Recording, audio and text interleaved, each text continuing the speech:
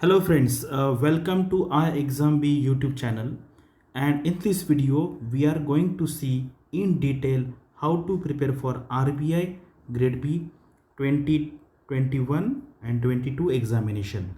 तो आप सभी का इस वीडियो में स्वागत है और इस वीडियो में हम देखने वाले हैं कि RBI ग्रेड बी का जो 2021-22 का जो एग्ज़ाम होने वाला है उसकी तैयारी कैसे करें। तो मैंने यहाँ पर 21-22 इसलिए लिखा है क्योंकि अभी जो अगला जो नोटिफिकेशन आ सकता है वो आ सकता है मेरे हिसाब से, ये एक्चुअली ऑथेंटिक इन्फॉर्मेशन अभी रिलीज़ नहीं हुई है, लेकिन मेरा जो गेस है वो कहता है कि नवंबर से लेके जनवरी के बीच में कभी भी अगला नोटिफिकेशन आ सकता है। तो इसलिए मैंने इसका जो साल है वो 2021-22 ऐसे लिखा है। तो मेरा नाम सुशील रगड़े है and I am ex manager reserve bank of India. तो हम इस वीडियो में डिटेल में देखने वाले, यानी कि मैंने ये वीडियो ऐसे स्टूडेंट्स को के लिए भी बनाया है कि जिनको आरबीआई के एग्ज़ाम के बारे में कुछ भी नहीं पता है। जैसे मान लो कुछ स्टूडेंट्स फर्स्ट ईयर में है, कुछ सेकंड ईयर में है, कुछ थर्ड ईयर में है, कुछ स्टूडेंट्स ने 1 अटेम्प्ट दिया है, 2 अटेम्प्ट दिया, 3 अटेम्प्ट दिया। तो सारे स्टूडेंट्स का व्यू देखते हुए मैंने ये वीडियो बनाया है। तो काफ़ी डिटेल में और बेसिक से मैं आपको यहाँ पर सारी चीज़ें बताने वाला हूँ। तो अभी हम देखते हैं कि आरबीआई का जो एग्ज़ाम हुआ है, पिछले जो 4 एग्ज़ाम हुए हैं उसमें कितने स्टूडेंट्स ने एप्लीकेशन किया था। तो इससे क्या है, आपको एक आइडिया लग जाएगा कि कंपटीशन कितनी होती है। अगर आप 2017 में देखेंगे तो नियर अबाउट 1,50,000, उसके बाद के ईयर में 1,57,000, देन 1,58,000। 2020 में यहाँ पर एग्ज़ाम नहीं था। किस लिए नहीं था आप सबको पता है, उस टाइम पे कोरोना का टाइम चल रहा था। तो इसीलिए exam actually initially exam decide हुआ था अगस्त में होने वाला था, बाद में उन्होंने नवंबर में प्लान किया, लेकिन फाइनली 2021 के 1 अप्रैल को मेंस हुआ है अभी रिसेंटली, एंड 6 मार्च को आपका फेज़ 1 एग्ज़ाम हुआ है। उसके लिए 1,88,000 स्टूडेंट्स ने एप्लीकेशन किया था। कितने, कौन से कैटेगरी से कितने लोगों ने किया था, ये सारा डेटा यहाँ पर लिखा हुआ है। तो आप देख सकते हैं, इससे कोई मतलब कुछ ज़्यादा हासिल नहीं होने वाला है, लेकिन एक आपको एक आइडिया आ जाए कि कंपटीशन कितना होता है इस एग्ज़ाम के लिए। तो अभी आपको ये भी देखना है, ये एक आरटीआई का रिप्लाई है कि एक स्टूडेंट्स ने आरटीआई को रिप्लाई किया था आरबीआई को आरटीआई के अंदर, और उन्होंने पूछा था कि कितने स्टूडेंट्स को पास करते हैं। ठीक है, कोई भी एग्ज़ाम में क्या होता है, एक रेशो डिसाइड करता है वो जो ऑर्गेनाइजेशन है, जो ऑर्गेनाइजेशन एग्ज़ाम कंडक्ट करता है। इस केस में वो है आरबीआई एसबी, इसको कहते हैं reserve bank of India service board, जो आरबीआई ग्रेड बी का एग्ज़ाम कंडक्ट करता है। तो उन्होंने ये कहा है कि जितनी वैकेंसी है, जैसे मान लो अगर 200 वैकेंसी है तो इंटू 15 टाइम्स, यानी कि 3,000 स्टूडेंट्स को वो बुलाएंगे फेज़ 1 से फेज़ 2 के लिए। ठीक है, यानी कि फेज़ 1 कितने भी लोगों ने दीजिए, एप्लीकेशन करने दीजिए, वो कितने लोगों को पास करने वाले हैं, 3,000, अगर वैकेंसी 200 है तो। उसके बाद ये 3,000 लोग जो है वो फेज़ 2 का एग्ज़ाम देंगे। उसके बाद 3.5 टाइम्स, यानी कि अगर आप 200 सीट है तो 700 लोगों को वो नियर अबाउट बुलाएंगे इंटरव्यू के लिए। तो ये रेशो भी आपके दिमाग में रहना ज़रूरी है कि आपको पता चलेगा कि मुझे पहले 3,000 लोगों में आना है। अब ये कट ऑफ का ट्रेंड जानना भी बहुत ज़रूरी है, क्योंकि कोई भी अगर आप एग्ज़ाम दे रहे हैं तो पिछले साल में कितना कट ऑफ आया था ये जस्ट हमें पता होना चाहिए। कभी कभी क्या है, ये जो इन्फॉर्मेशन ये कभी कभी रिस्की भी हो सकता है। कैसे, मैं आपको एक्सप्लेन करता हूँ। तो ये 2013 से लेके 2021 तक जितने सारे आरबीआई ने एग्ज़ाम कंडक्ट किए ग्रेड बी के जर्नलिस्ट पोस्ट के लिए, उसके ये कट ऑफ है। तो एक्चुअली हुआ क्या था, अगर आप देखेंगे ना, 2019 में कट ऑफ आया था 122। ठीक है, तो 122 कट ऑफ आया, तो स्टूडेंट्स जो एग्ज़ाम देने के लिए गए उनके दिमाग में ये नंबर था कि मुझे 122 का नंबर लाना है, क्योंकि पिछले साल ये कट ऑफ था। लेकिन हुआ क्या, पेपर बहुत डिफ़िकल्ट आया। तो कुछ स्टूडेंट्स ने 90 का अटैम्प्ट किया, कुछ स्टूडेंट्स ने 80 का अटैम्प्ट किया, कुछ स्टूडेंट्स ने 100 का अटैम्प्ट किया, क्योंकि उनको पता चला कि पेपर डिफ़िकल्ट आया है। लेकिन क्या हुआ, फिर उनको ऐसा लगा कि ये कट ऑफ तो लास्ट ईयर बहुत ज़्यादा था और इतना कम थोड़ी आने वाला है, तो मुझे ज़्यादा अटेम्प्ट करना चाहिए। तो इस चक्कर में क्या हुआ, स्टूडेंट्स ने अननेसेसरीली काफ़ी अटेम्प्ट किए और उनका नेगेटिव होके उनका क्लियर नहीं हुआ है। तो मैंने जब फेज़ 1 का एग्ज़ाम होने से पहले जो वीडियो प्रिपेयर किया था मैंने उसमें बताया था कि ये जो कट ऑफ है बस आपको एक दिमाग में एक आइडिया रहना चाहिए कि कितना आ सकता है, ठीक है, क्योंकि इसका और अगले कट ऑफ का कोई रिलेशन नहीं है। लेकिन क्या है, बहुत सारे स्टूडेंट्स पूछते हैं कि सर कट ऑफ कितना था। अभी अगर आप दिमाग में ये लेके जाएंगे 66 कट ऑफ है, अगर अगले साल एग्ज़ाम बहुत ईजी आया तो कट ऑफ 130 140 भी जा सकता है। तो ये बस एक आपको पता होना चाहिए। और यहाँ पे सबसे इम्पोर्टेंट चीज़ ये है कि आरबीआई रिसेंटली क्या कर रहा है कि जो सेक्शनल कट ऑफ होता है वो फिक्स कर रहा है कुछ परसेंटेज डिसाइड करके। जैसे मान लो कि जीए को 80 मार्क का पेपर होता है, इंग्लिश 30, क्वांट 30 एंड रीजनिंग 60। तो उन्होंने क्या किया 2018 में और 19 में उन्होंने कैसे किया कि 25% हम सेक्शनल कट ऑफ फिक्स कर देते हैं, ठीक है। तो उन्होंने चारों के चारों सेक्शन का सेक्शनल कट ऑफ 25% फिक्स कर दिया। 2019 में भी 25% किया और 2021 का जो एग्ज़ाम हुआ उसमें पेपर डिफ़िकल्ट था तो उन्होंने 20% फिक्स किया। लेकिन हुआ क्या, इस चक्कर में जो रीजनिंग का था सेक्शन जहाँ पर 12 कट ऑफ डिसाइड किया उन्होंने, ये परसेंटेज क्राइटेरिया की वजह से यहाँ पर बहुत सारे स्टूडेंट्स का रीजनिंग का कट ऑफ रह गया। मैंने देखा है लोगों को 90 मार्क्स है टोटल में, लेकिन रीजनिंग का कट ऑफ उनका रह गया है। तो ये जस्ट आपको एक समझने के लिए है कि you should be ready for any type of paper, वो कितना भी इजी हो कितना भी डिफ़िकल्ट हो, वहाँ पर हमें एक माइंड में रखना है कि अगर आपको पेपर डिफ़िकल्ट जा रहा है तो सबको डिफ़िकल्ट जाएगा। ये बात मुझे एक्सप्लेन करना बहुत ज़रूरी है, क्योंकि कम से कम 50 से 60 स्टूडेंट मैंने ऐसे देखे हैं कि जिन्होंने कभी ना कभी एग्ज़ाम आरबीआई का इंटरव्यू अपीयर किया था, लेकिन वो 2021 का प्रीलिम्स क्लियर नहीं कर पाए। इसकी वजह से उसको हम कहते हैं प्रीजुडाइज। आपको कुछ भी आपके दिमाग में प्रीजुडाइज नहीं रखना है, उसके वजह से ऐसे होता है, ठीक है। तो ये बस आपको इसलिए है कि ये परसेंटेज वाला क्राइटेरिया बहुत इंपॉर्टेंट है। मुझे नहीं लगता कि ये परसेंटेज 20% से कम जाएगा। तो इसीलिए क्या था कि क्वांट का पेपर भी काफ़ी डिफिकल्ट आया था, लेकिन लोगों ने क्वांट 6 मार्क नियर अबाउट कैसे भी करके मैनेज कर दिया। लेकिन बहुत सारे स्टूडेंट से रीजनिंग मैनेज नहीं हो पाया, ठीक है। तो आप बस एक बार ये कट ऑफ लिख लीजिए आपके नोटबुक में, तो आपको एक आइडिया आ जाएगा। इससे ज़्यादा आपको कुछ हासिल नहीं होने वाला है, ठीक है। तो इसलिए मैं बोलता हूँ this is just for a reference कि कितना कम जा सकता है और कितना ज़्यादा जा सकता है। तो अभी ये था, जैसे ही एग्ज़ाम हुआ मैंने स्टूडेंट से बात किया, कुछ पोल्स भी करवाए, तो फिर मैंने क्या किया कि कट ऑफ जो था 70 ±5 इतना प्रेडिक्ट किया। मेरा जो गेस है, मेरा जो एक्सपीरियंस है उसके बेसिस पे। और मैंने उसमें ये वीडियो में ये भी बताया था कि सेक्शनल कट ऑफ इस टाइप का आने के चांसेस काफ़ी है, और मैंने हर सेक्शन के लिए एक रेंज भी दिया था। तो मेरा ये चारों के चारों सेक्शनल कट ऑफ और ओवरऑल कट ऑफ जो था वो लास्ट ईयर 66, ये सारे के सारे बराबर आए थे। तो ये भी आपको जानना ज़रूरी है कि कट ऑफ का रेंज क्या होगा। उससे क्या फ़ायदा होता है कि इसकी वजह से क्या हुआ, मैंने ये इसलिए बताया क्योंकि प्रीलिम्स के बाद फिर स्टूडेंट्स क्या करते हैं, जिन्होंने 80-90 अटेम्प्ट किया ना, तो उन्होंने मेंस का प्रिपरेशन करना छोड़ दिया था। और ऐसे स्टूडेंट का काफ़ी नुकसान हुआ है, क्योंकि रिजल्ट नियर अबाउट 10 दिन के बाद आया है। अगर प्रीलिम्स के बाद आपके 10 दिन चले गए तो फिर मेंस का सिलेबस कवर करना इम्पॉसिबल है। इसलिए मैंने ये आपको डिटेल में एक्सप्लेन किया है, ठीक है। तो अभी हम देखते हैं कि ये आप सबको पैटर्न पता है, जो लोग काफ़ी दिनों से इस एग्ज़ाम के लिए ट्राई कर रहे हैं सबको पता है, और जो नए हैं उनके लिए है ये।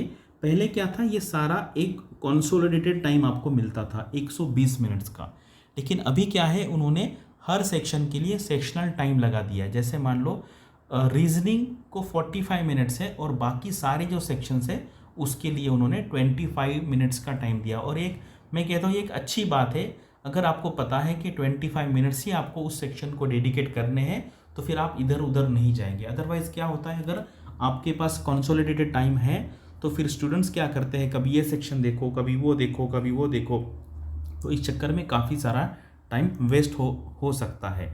तो इसलिए ये अच्छा सिस्टम है, और ये भी आपको पता होना चाहिए कि हर सेक्शन में आपको कितना टाइम देना है।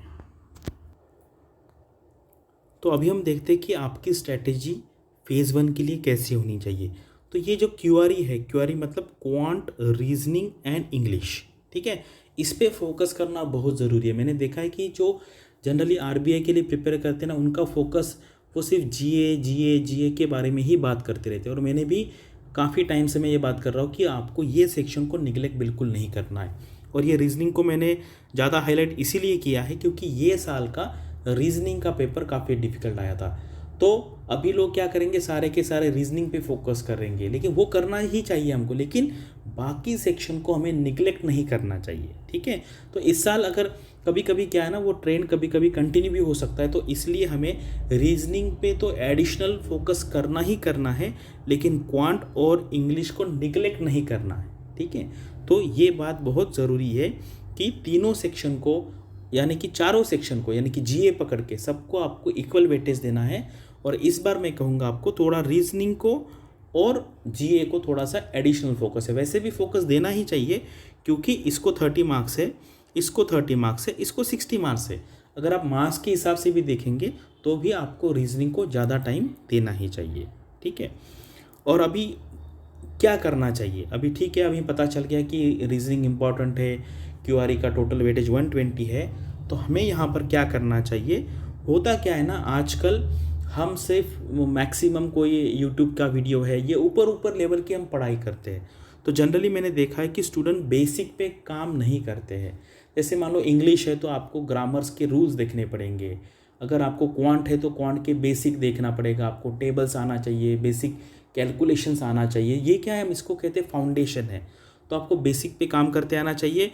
उसके बाद जो प्रीवियस ईयर्स के पेपर है, यानी कि 2015, 16, 17, 18, 19 और 21 का, ये 6 साल के पेपर आपको अच्छी तरीके से सॉल्व करने चाहिए आरबीआई ग्रेड बी के। और इसके साथ साथ फिर आप एसबीआई पीओ का प्रीलिम्स है, एसबीआई पीओ का मेंस है, आईबीपीएस पीओ प्रीलिम्स है, आईबीपीएस पीओ मेंस है, इसके भी पेपर आपको सॉल्व करते आने चाहिए। क्योंकि ये जो एग्ज़ाम है आरबीआई का, ये आईबीपीएस ही कंडक्ट करता है। ठीक है, तो इसलिए जो क्वेश्चंस आते हैं रिसेंटली हुए जो एग्ज़ाम में, वो नियर अबाउट उस टाइप के क्वेश्चन रिपीट होने के चांसेस होते हैं। और आपको एक रेगुलर प्रैक्टिस करनी है। ठीक है, एक तो बेसिक पे काम कर लिया आपने, उसके बाद प्रीवियस ईयर के पेपर देख लिए, और रेगुलर प्रैक्टिस करना है। अगर आप खुद अगर उतने डिसिप्लिन है तो आप खुद का एक टाइम टेबल बना के जा सकते हैं, या फिर अगर आपके आसपास लोकल कोई क्लासरूम कोर्स है तो वो ज्वाइन कर सकते हैं, या अगर आपको कुछ ऑनलाइन ऑप्शन मिलता है तो आपको वो भी ज्वाइन करना चाहिए, इसलिए क्योंकि उससे आपका रेगुलर पढ़ाई हो जाएगा। अभी जीए तो इम्पॉर्टेंट है क्योंकि जीए को कितने मार्क्स है, 80 मार्क्स है। Focus on GA is must but not at the cost of QRE. तो ये साल ऐसे ही हुआ, लोगों ने जीए का बहुत अच्छा पढ़ाई किया लेकिन क्यूआरई को निगलेक्ट किया, इसकी वजह से उनका प्रीलिम्स एग्ज़ाम क्लियर नहीं हो पाया। तो जीए इम्पॉर्टेंट किस लिए हम देखते हैं? एक तो इसलिए इम्पॉर्टेंट है क्योंकि आपका जो 200 मार्क का पेपर है फेज़ 1 का, उसमें 80 मार्क्स का वेटेज जीए को है। इसलिए अगर आपको ओवरऑल कट ऑफ क्लियर करना है तो जीए को तो अच्छा करना ही पड़ेगा। उसके बाद अगर आप ईएसआई देखेंगे, इकोनॉमिक एंड सोशल इश्यूज़, अगर आपका जीए अच्छा है तो ऑटोमेटिकली आपका ईएसआई भी अच्छा होगा। क्योंकि ईएसआई मतलब क्या है, economic and social issues which are happening in the economy. जो इकोनॉमी में हो रहा है, इकोनॉमिक फ्रंट पे या सोशल फ्रंट पे, वो आप जीए में सारा पढ़ते ही पढ़ते। तो इसलिए जितना जीए का पढ़ाई अच्छा होगा, आपका ईएसआई के मार्क्स बढ़ेंगे। जो एफएम पेपर होता है, फाइनेंस एंड मैनेजमेंट, उसमें फाइनेंस का जो सेक्शन है उसको 50 मार्क्स होते हैं, तो वो भी नियर अबाउट करंट अफेयर जैसा ही है। उसमें अगर एक आता है इंग्लिश में, ऐसे आता है 40 मार्क्स का। अगर आपका जीए का अंडरस्टैंडिंग अच्छा है तो आप अच्छी तरीके से ऐसे का पेपर लिख पाओगे। एंड फाइनली है इंटरव्यू। इंटरव्यू मतलब क्या है, एक तो आपके बायोडाटा पे, आपके एजुकेशनल क्वालिफिकेशन पे, आपके वर्क एक्सपीरियंस पे पूछेंगे, और आपको आपके इकोनॉमी में क्या हो रहा है वो भी पूछेंगे। तो यानी कि इसका इनडायरेक्टली मतलब है, अगर आपका जनरल अवेयरनेस का पढ़ाई अच्छा होगा तो इंटरव्यू में आपको काफ़ी कॉन्फिडेंस आएगा, और जो करंट अफेयर्स से रिलेटेड जो क्वेश्चंस आएंगे आपको इंटरव्यू में, उसका आंसर आप अच्छी तरीके से दे पाओगे। तो इसलिए फेज़ 1 में जीए का पढ़ाई करना बहुत ज़रूरी है। अभी जीए का पढ़ाई कैसे करें? तो जीए के लिए क्या क्या सोर्स है देखो, एक तो न्यूज़पेपर्स है। तो मैं जनरली स्टूडेंट्स को सजेस्ट करता हूँ कि आप 2 टाइप का न्यूज़पेपर पढ़िए, एक है जनरल न्यूज़पेपर और एक है बिजनेस न्यूज़पेपर। अगर जनरल न्यूज़पेपर में देखेंगे आप तो हिंदू आता है, एंड उसके साथ आप बिजनेस स्टैंडर्ड ले सकते हैं, या फिर आप इंडियन एक्सप्रेस ले सकते हैं, या इसके बाद इकोनॉमिक टाइम्स ले सकते हैं। तो कोई भी 2 जो न्यूज़पेपर है उसकी पढ़ाई आपको ज़रूरी है। ठीक है, अगर आप खुद से पढ़ाई कर रहे हो तो आपको पेपर पढ़ना चाहिए, अगर या फिर आपने कोई ऑनलाइन कोर्स या ऑफलाइन कोर्स ज्वाइन किया तो उनके जो नोट्स मिलेंगे वो भी आपको हेल्पफुल हो सकते हैं। और इसमें मैं एक बात आपको फिर से बताने चाहता हूँ कि इसमें रेगुलर पढ़ाई बहुत ज़रूरी है। अदरवाइज स्टूडेंट्स क्या करते हैं ना, स्टूडेंट्स आरबीआई के नोटिफिकेशन तक वेट करते हैं, उस टाइम फिर बाद में जितने सारे मार्केट में कैप्सूल आ गए वो एट अ टाइम पढ़ने का ट्राई करते हैं, लेकिन उससे आपका अंडरस्टैंडिंग आपके दिमाग में वो याद नहीं रहेगा। ये आप समझ लीजिए, जीए इज़ अ रेगुलर एक्सरसाइज है।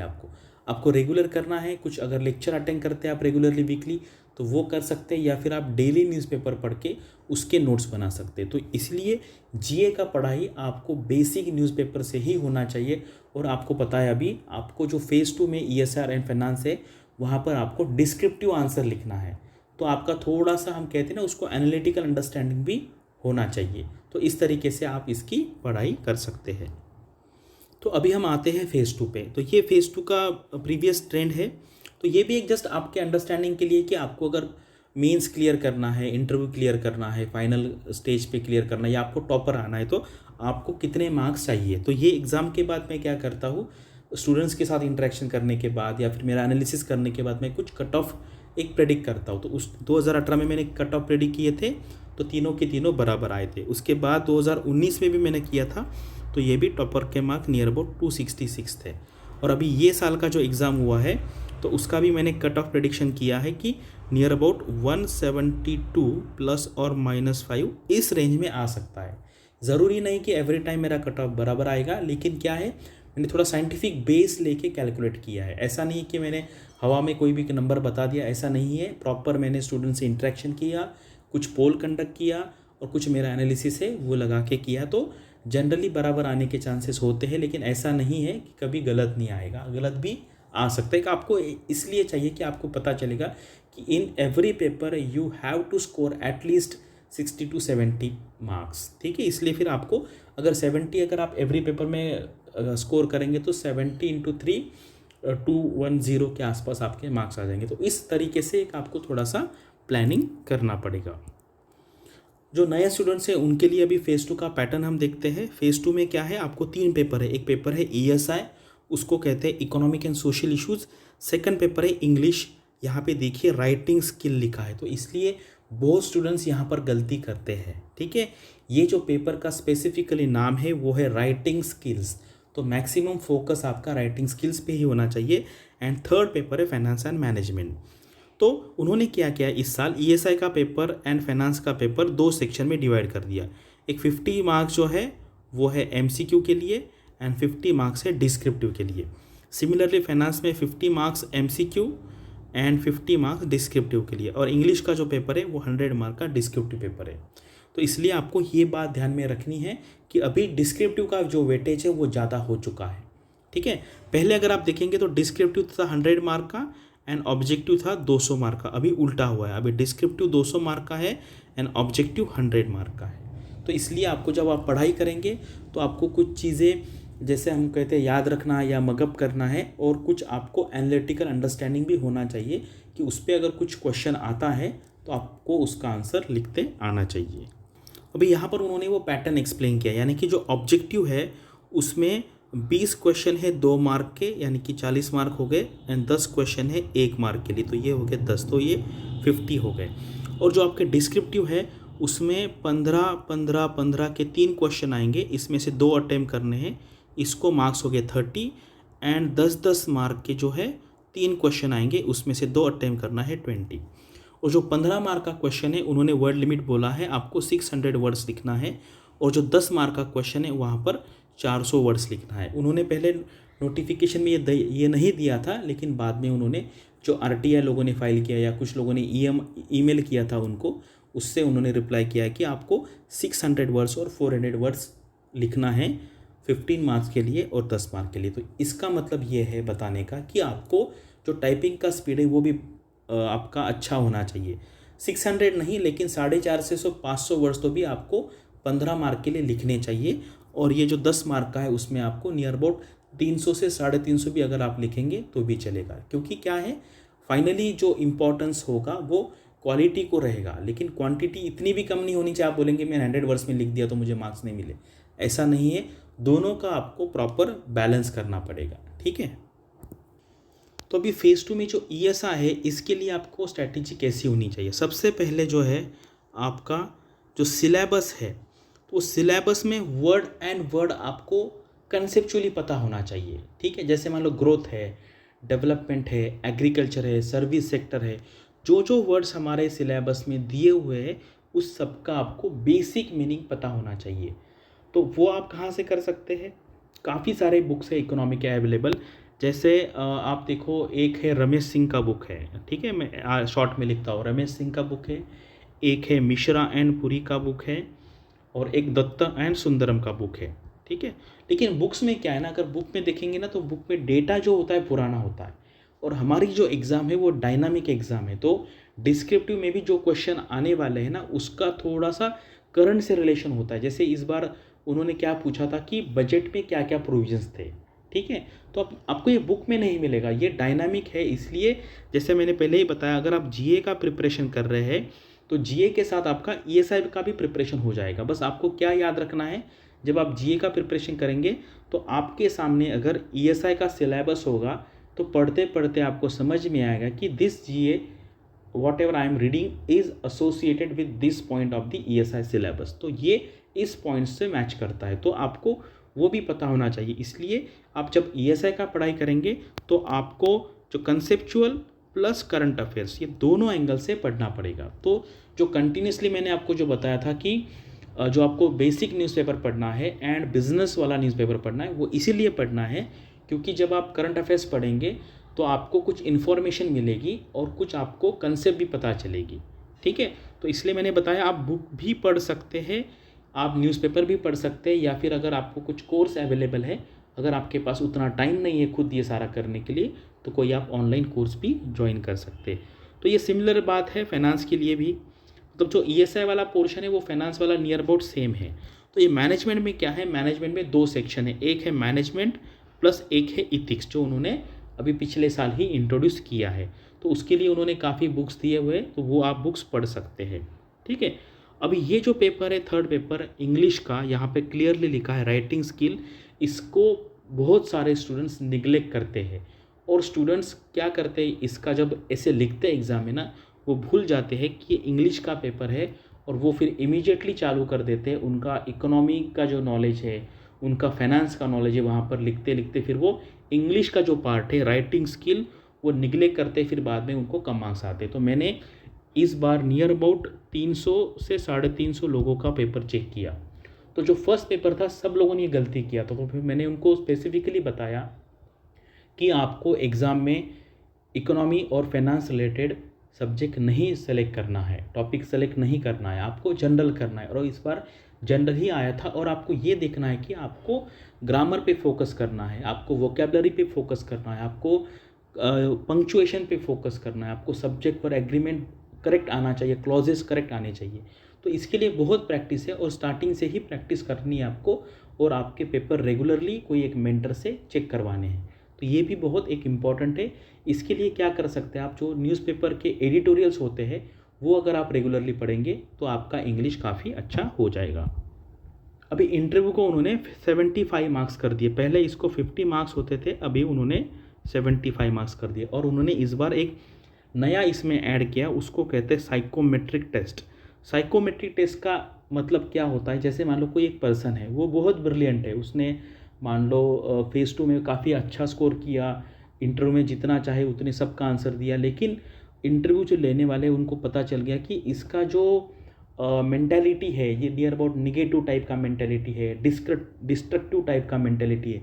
तो ऐसे लोगों को एलिमिनेट करने के लिए जनरली अगर आप देखेंगे आर्मी में, मिलिट्री में, या कुछ एक बड़े बड़े ऑर्गेनाइजेशन जैसे BRC Bhabha atomic research centre, जो नेशनल इंपॉर्टेंस के जो इंस्टीट्यूशन होते हैं, वहाँ पर ये साइकोमेट्रिक टेस्ट लेते हैं। इसलिए लेते हैं क्योंकि डिस्ट्रक्टिव माइंड वाले लोग कितने भी ब्रिलियंट हो जाए ऑर्गेनाइजेशन में नहीं आने चाहिए, ठीक है। अभी इस साल देखते हैं RBI किस टाइप का कंडक्ट करता है, तो इससे हमें एक इंसाइट मिलेगा अगले बैच के लिए, ठीक है। तो मैंने अभी तक नियर अबाउट 2000 से ज़्यादा लोगों का इंटरव्यू लिया है फेस टू फेस, ठीक है। मतलब डायरेक्टली 1000 लोगों का लिया होगा एंड फ़ोन पे नियर अबाउट 1000 लोगों का लिया होगा, क्योंकि मैं पिछले 10 साल से लोगों को गाइड कर रहा हूँ। तो मुझे काफ़ी एक अच्छा इंसाइट आ गया है कि वो क्या क्वेश्चन पूछते हैं आपके बायोडाटा के बेस पे, उसका कैसा आंसर देना चाहिए, क्या बोलने से आपको ज़्यादा मार्क्स मिलेंगे। तो जब आप फेज़ 1 क्लियर करेंगे, फेज़ 2 क्लियर करेंगे, हम सामने फेज़ टू फेज़ जब बात करेंगे, मैं आपको गाइड करूँगा इंटरव्यू के लिए कि कैसे आंसर आपको देना है। ठीक है, ये है इकोनॉमिक एंड सोशल इश्यूज़ का सिलेबस। उन्होंने इसको 4 चैप्टर्स में डिवाइड किया है, first, second, third and fourth.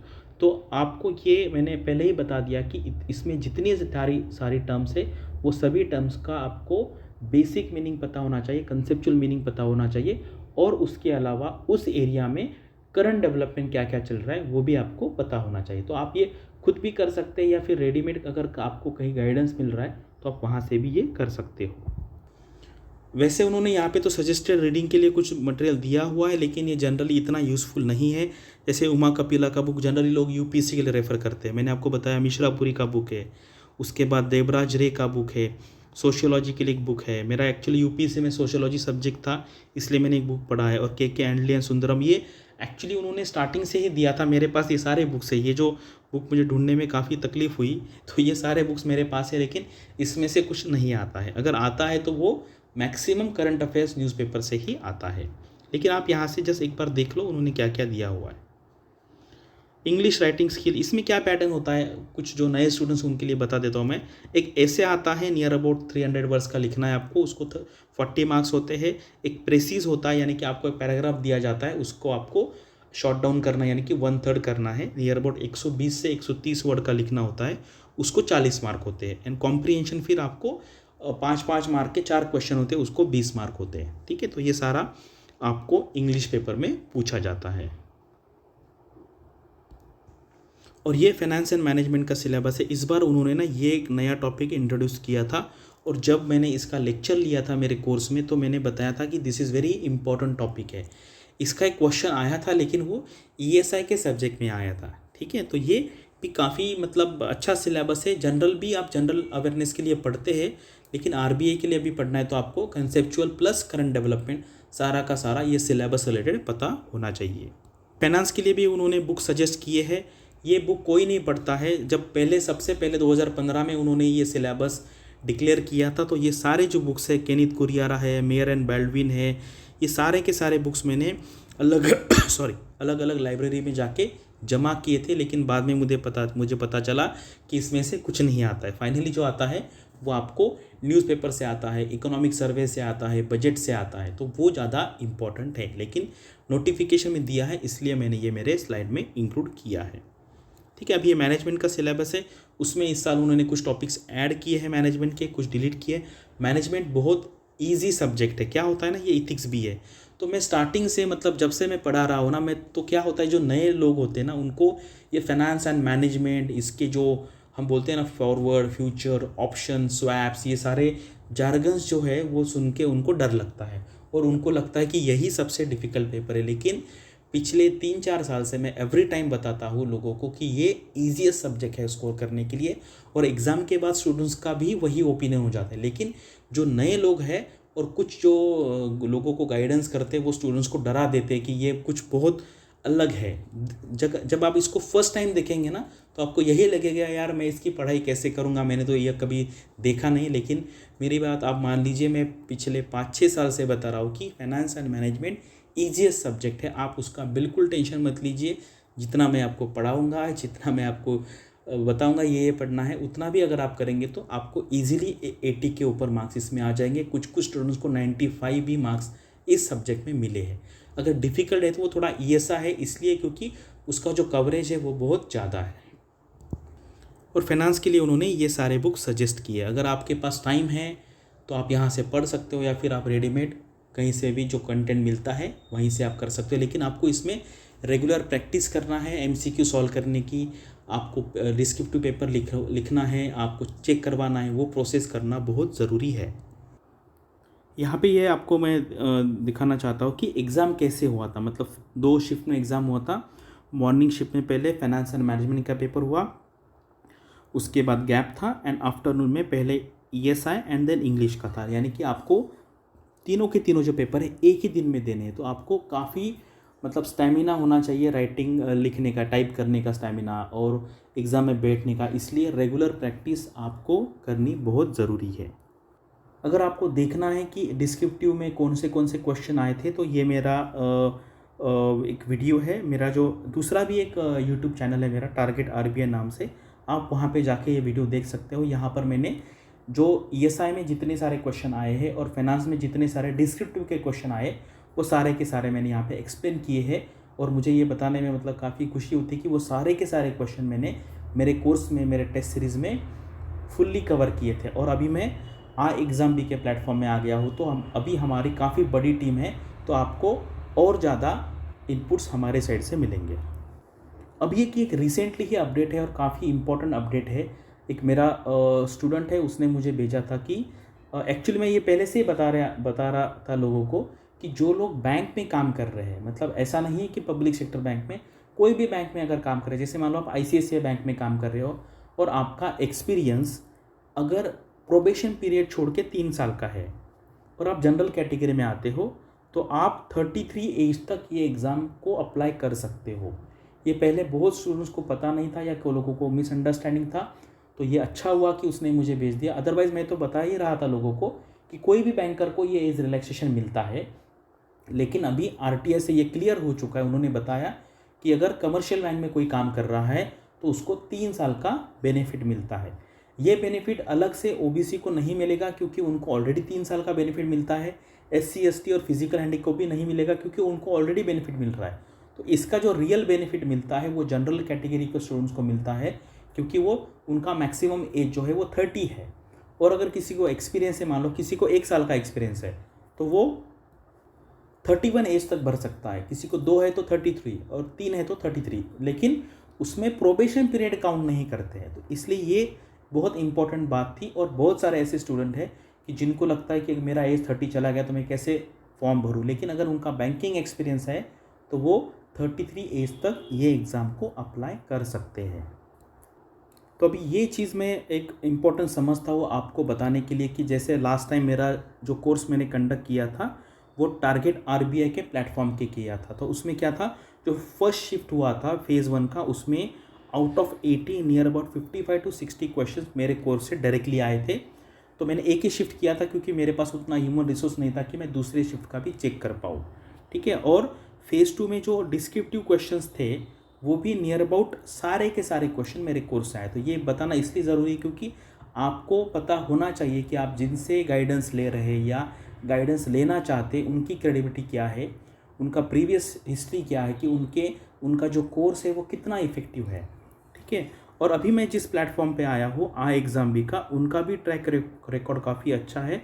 तो उन्होंने जो मुझे डेटा प्रोवाइड किया, तो क्यूआरई में क्या है, नियर अबाउट सारे टाइप के क्वेश्चन कवर किए थे। बस 2-3 एक क्वाड्रेटिक इक्वेशन के जो क्वेश्चन पूछे थे क्वांट में, वो कवर नहीं किए थे। मैंने फैकल्टी से बात किया था और जीए में भी अराउंड 65 to 66 क्वेश्चन आए थे, ऐसा उन्होंने मुझे बताया है। और फेज़ 2 में भी क्या था, नियर अबाउट ऑब्जेक्टिव में 25 to 26 क्वेश्चंस आए हैं out of 30 in both the papers. And ESI and FM में भी जो 6 क्वेश्चन थे ईएसआई में, एफएम में, उसमें से 4 क्वेश्चन कोर्स से डायरेक्टली आए हैं। और अभी हम दोनों मिलके आपको गाइडेंस प्रोवाइड करने वाले। तो ये बताना इसलिए ज़रूरी है कि आपको पता चले कि अगर आपको हमसे गाइडेंस लेना है तो हमारी क्रेडिबिलिटी क्या है, ये आपको जानना ज़रूरी है। अभी ये हो गया जनरल जो पूरी चीज़ें मैं आपको बताना चाहता था आरबीआई के एग्ज़ाम के बारे में, उसका पैटर्न कैसा है, उसकी पढ़ाई कैसे करनी है। और अगर आपको स्ट्रक्चर्ड वे में प्रिपेयर करना है, आपके पास टाइम की अवेलेबिलिटी कम है, आपको ये पता नहीं है कि मैं ये कहाँ पे ढूंढूँ, वो कहाँ पे, जनरली होता क्या है ना, इस एग्ज़ाम में मैं देखता हूँ कि स्टूडेंट सारे टाइम सिर्फ कंटेंट ढूंढते रहते हैं, यहाँ पे ढूंढो, वहाँ पे ढूंढो, वहाँ पे ढूंढो, इसी में सारा टाइम चला जाता है। और अगर आपको वन स्टॉप सॉल्यूशन चाहिए तो ये एक सॉल्यूशन है, आप बस देख लीजिए, अगर आपको अच्छा लगता है तो यू कैन ज्वाइन, या मार्केट में भी और भी काफ़ी सारे कोर्सेज आप वहाँ से ज्वाइन कर सकते हैं। तो हमारे साइड से 2 ऑप्शन है, एक आपको हम कहते हैं कॉम्प्रिहेंसिव कोर्स और दूसरा है एक्सक्लूसिव कोर्स। तो यहाँ तक जो फीचर है, जैसे मान लो जितना सारा कंटेंट है वो तो दोनों के टाइप में आपको मिल जाएगा, यानी कि कॉम्प्रिहेंसिव कोर्स में मिलेगा एंड एक्सक्लूसिव कोर्स में भी मिलेगा। लेकिन एक्सक्लूसिव में क्या एक्स्ट्रा है, एक्सक्लूसिव में क्या है, हम जिसको कहते हैं ना कि 1-to-1 मेंटरिंग होनी चाहिए, यानी कि आपको पर्सनलाइज स्टडी प्लान मिलना चाहिए। बहुत सारे स्टूडेंट ऐसे होते हैं कि उनको समझ में नहीं आता है कि उनको स्टडी कैसे प्लान करें। इस टाइप का प्लान होगा। उसके बाद 3 एक्सक्लूसिव मॉक टेस्ट होगा और वो मॉक टेस्ट का एनालिसिस 1-to-1 होगा। तो हमारी जो एक्सपर्ट फैकल्टी है वो आपसे 1-to-1 बात करेगी और आपको एक्सप्लेन करेगी कि कौन से एरिया में आप वीक है, कौन सा एरिया आपका स्ट्रॉन्गर एरिया है, जहाँ कौन से एरिया में आपको ज़्यादा वर्क करना है। तो ये जो सारे जो फीचर्स है, एडिशनल फीचर्स आपको एक्सक्लूसिव कोर्स में मिलेंगे। और आपको इसके बारे में ज़्यादा जानकारी चाहिए तो आप ये हमारा जो टोल फ्री नंबर है यहाँ पर आप कॉल कर सकते हैं। ठीक है, यहाँ पर आपको डिटेल में सारा बताया जाएगा। और ये देखिए, पहले क्या करता था, जैसे टारगेट आरबीआई का मेरा कोर्स था तो मैं अकेले ही सारा नियर अबाउट, और मेरे और 1-2 फ्रेंड्स थे वो मदद करते थे मुझे कुछ चीज़ें, वो मैथ्स पढ़ाते थे, रीजनिंग पढ़ाते थे। लेकिन अभी क्या है, अभी जो हमारी टीम है आई एग्ज़ाम भी और टारगेट आरबीआई की, ये काफ़ी बड़ी हो चुकी है। जैसे मैं हूँ इसमें, जो मैं जीए का पोर्शन लेता हूँ, ईएसआई एफएम लेता हूँ, प्राची अग्रवाल मैडम है यहाँ पर, चंद्र प्रकाश जोशी है, डॉक्टर सीपी जोशी कहते हैं उनको, वो आरबीआई में एजीएम रह चुके हैं, वो एक्स एजीएम थे। एंड डॉक्टर संजीव शर्मा है, ये तो सीजीएम थे, चीफ जनरल मैनेजर, और वो रीजनल डायरेक्टर रह चुके हैं आरबीआई में। वो भी हमारे यहाँ पे इथिक्स पढ़ाते हैं, इंग्लिश राइटिंग का पढ़ाते हैं और इंटरव्यू के लिए गाइडेंस करते हैं। अगर आप देखेंगे ना तो इतनी अच्छी फैकल्टी, मतलब हम जो 3 हैं, जैसे मैं हूँ, सीपी जोशी सर है और डॉक्टर शर्मा सर है, ये तीनों का बैकग्राउंड आरबीआई का है। ऐसा आपको पूरे इंडस्ट्री में कहीं पर भी नहीं मिलेगा। इसका मतलब ये है कि हमने खुद ये एग्ज़ाम क्लियर किया था और काफ़ी सालों से हम स्टूडेंट्स को गाइड कर रहे हैं। और भी हमारे पास फैकल्टी है, सीपी मोहन सर है जो सीजीएम रह चुके हैं नाबार्ड में। ठीक है, अरुणिमा सिन्हा मैम है, ये मैनेजर थी सिडबी में। ठीक है, नेहा अरोरा मैम है, उसके बाद मोनाली मैम है। अगर आप देखेंगे ना तो काफ़ी इतनी अच्छी फैकल्टी है। करण सरदाना सर है, आपने इनके क्वांट के वीडियोस देखे होंगे यूट्यूब चैनल पे। अमित पारही है, उसके बाद अंशुल है। आप पहले इन सब का एक वीडियो देख लीजिए आई एग्ज़ाम बी के चैनल पे, तो आपको पता चलेगा कि इतनी एक्सपर्ट फैकल्टी आपको इंडस्ट्री में कहीं पर भी नहीं मिलेगी।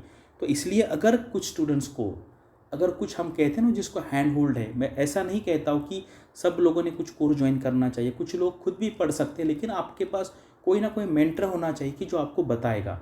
अदरवाइज़ क्या है ना, फिर आपका पढ़ाई हैपजार्ड हो जाएगा। तो आप ये वेबसाइट पे जाइए, यहाँ पर आपको काफ़ी फ्री कंटेंट भी मिलेगा, जैसे फ्री मॉक टेस्ट मिलेगी।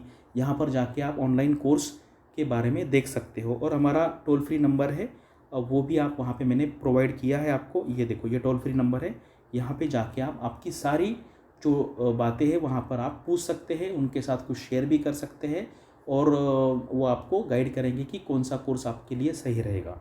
और यहाँ पे मैंने डिटेल्ड शेड्यूल भी दिया है कोर्स का। अभी सिर्फ यहाँ पे एक स्लाइड दिया, आप वहाँ पे टोल फ्री नंबर पे अगर बात करेंगे तो आपको वो आपके ईमेल आईडी पे वो भेज भी सकते हैं। तो इसलिए हमने पूरा अभी ये मंडे जो आने वाला है 19 अप्रैल से, हमने पूरे जो वीक डेज है, Monday, Tuesday, Wednesday, Thursday, Friday, Saturday, day by day हमने एक शेड्यूल बनाया हुआ। इससे क्या होगा ना, एक आपको एक सिस्टमेटिक प्लान बनेगा। अदरवाइज़ क्या होता है कि अगर मैं कहूँगा आपको कि ये 200 वीडियो देख लो, ये 1000-2000 पेजेस का कंटेंट पढ़ लो, तो उतना होगा नहीं। अगर आपको डेली कुछ कंटेंट दिया जाएगा, डेली टास्क दिया जाएगा, तो वो कंप्लीट करना आसान होगा। ठीक है, तो ये टोल फ्री नंबर है, यहाँ पर आप सारे आपके डाउट्स हैं हमारे कोर्स के बारे में, एग्ज़ाम के बारे में, आप यहाँ पर जाके पूछ सकते हैं। ठीक है, तो काफ़ी बड़ा हो गया वीडियो, क्योंकि मुझे ये वीडियो जो सारे स्टूडेंट्स हैं, फ्रेशर स्टूडेंट्स हैं, कोई एक्सपीरियंस है, सबके लिए बताना था। एग्ज़ाम के बारे में मुझे इन्फॉर्मेशन देने था, कैसा आपको पढ़ाई करनी चाहिए वो बतानी थी, और हम हमारे कोर्स में आपको क्या क्या प्रोवाइड करने वाले हैं